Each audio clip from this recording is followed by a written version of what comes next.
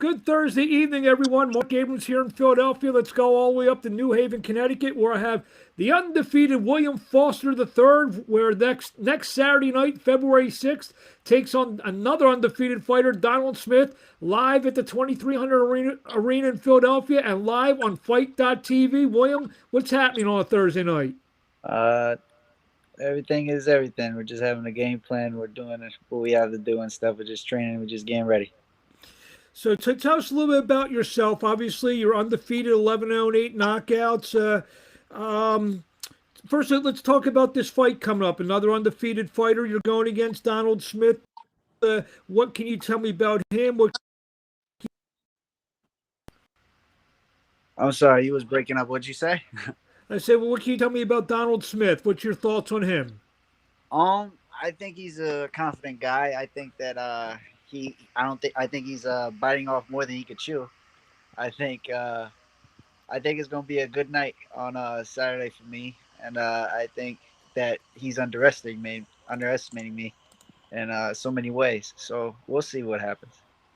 So, without giving much away, I mean, what are your thoughts in terms of what does he and what do you bring to the table for this main event coming up next Saturday night? Um, my skills speak for it all. I'm an adapter. I don't have one type of style. I evolve as I keep going. So I don't think that he hasn't have had an opponent like me. He never fought no one like me ever. So I think that he doesn't know what he's getting himself into. You're fighting a guy from Philadelphia in Philadelphia. I mean, obviously that takes a lot of guts. That said something about yourself, about wanting to go into go into the hometown of another fighter. Talk about that mentality. Yeah, we're never afraid to go and get what's ours and stuff. But so if he called me out, I'm gladly to respond in kind. So So, it's whatever. So I'll meet you there. I'll so, see. so he called you out. Yeah, I guess. Now, what does a win here against another undefeated fighter? I mean, does that put you maybe the top of the contenders list, or I mean, or more or less maybe more the prospect list? Being that it's just your 12th fight, you feel that elevates you to become one of the top prospects in the featherweight division? Most definitely. I think that this is gonna show the higher ups that I'm coming for them, and there's gonna be no hesitation to get to where I need to be in the future anyway. So I think this is going to be a good opportunity for me. Tell us a little bit about yourself. When did you start boxing? How did you get into boxing? And just tell us a little bit about how that all came about. I started when I was 4. My father taught me. He started teaching me like the basics of it. I went to my first gym when I was 7. Uh, this guy named Gary Smichael. He's a very good friend of mine. But then everything went serious when I met Louis Rosa when I was age 10. He developed my style and my conditioning. He put me through hell. So uh, I've been with him for I started when I was 10. I'm 27, like 17 years. I've been with him. So yeah, it's been nothing but a ladder going up, just going up to my levels, breaching points that I never even thought that I would ever climb, and it's just been one hell of a ride.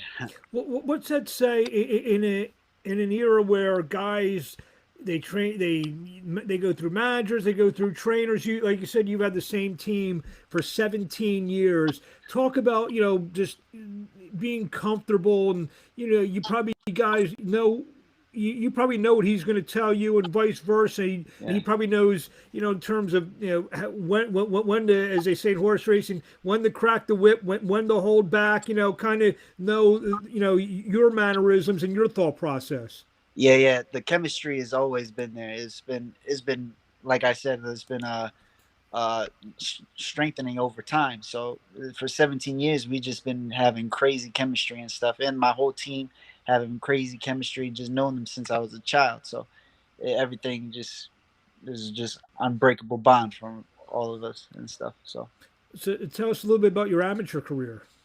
oh, my amateur career, that was fun. I had I think I went to the Nationals twice, 2012 and 2014 Golden Glove Nationals. I fought in Junior Olympic Nationals, I think twice or three times. Silver Glove Nationals in 2006, I think, or 2008. I don't remember. It was a long time ago. So I've been around. I had like a lot of fights. I was 69 and 17, so I had a lot of fights when I was an amateur. It was good times, very good times. Being in New Haven, Connecticut, I guess you're kind of close enough to New York, close enough to Boston. Do you get work in both spaces, or do you kind of stay around the New Haven area?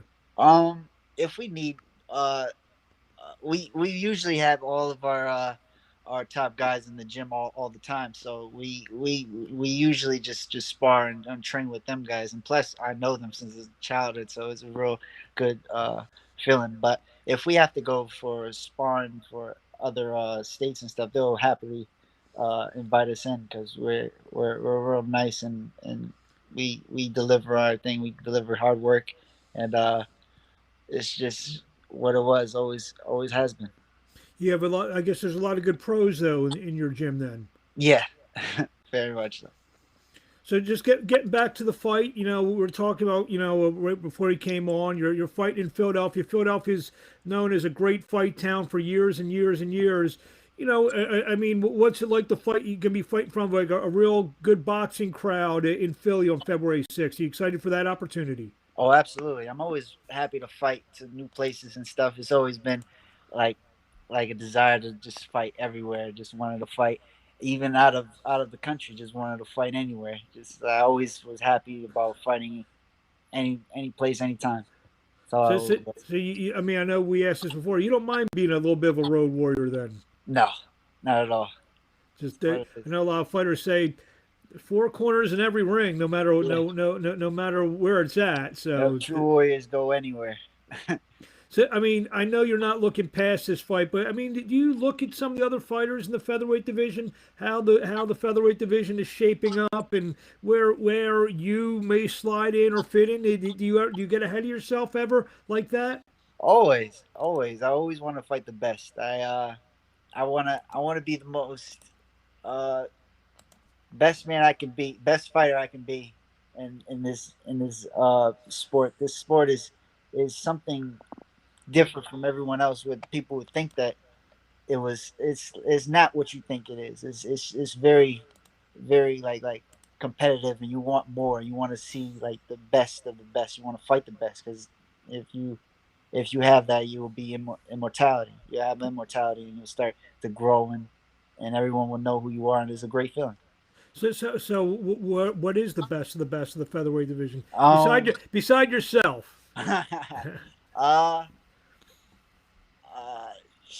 Shakai Stevenson is really good. He's one He of the just top moved. He, guys. he he just moved up to 130. So Yeah. I guess That's why guys I'm like good. Yeah, Gary Russell, and you have him and yep, Warrington out of England. There's the Chinese fighter Khan Zhu. Some of those guys. yep. I mean, even though you're still pretty young in your career, you still keep an eye out to see what's going on at the top of the division. Oh, absolutely, absolutely. You have to know the game plan before you even step in foot of the in the war zone. So you have to know all who's where and where's what's happening with them and stuff. And it's just a great feeling to know that they're keeping an eye on you and you're keeping an eye on them. You're also you have a great promotional outfit. You're with Murphy's Boxing. I was Yeah, lucky enough to broadcast a show of theirs up in Boston back St. Patrick's Day a couple years ago. yeah. Um, Ken Casey, very good people, Sean Sullivan, and the people at Murphy's Boxing. Did talk about that relationship. Oh, Murphy's been very good to me. They gave me a shot when a lot of people wouldn't have gave me a shot because I didn't really have much on my resume. But I respect them. I love those guys. I think that they're like the greatest guys ever. They're really cool guys. I guess, and they probably you probably if you want, you probably could see a couple concerts for free if you want to Yeah, every once in a yeah. while. Nothing wrong with that. So we'll let you go in a couple questions here. The final word before we see you next Saturday night, February 5 on Fight.tv from the 2300 Arena in Philadelphia. William Foster III. Tell us, just give us your final words. Um, I hope he does. I hope he impresses me.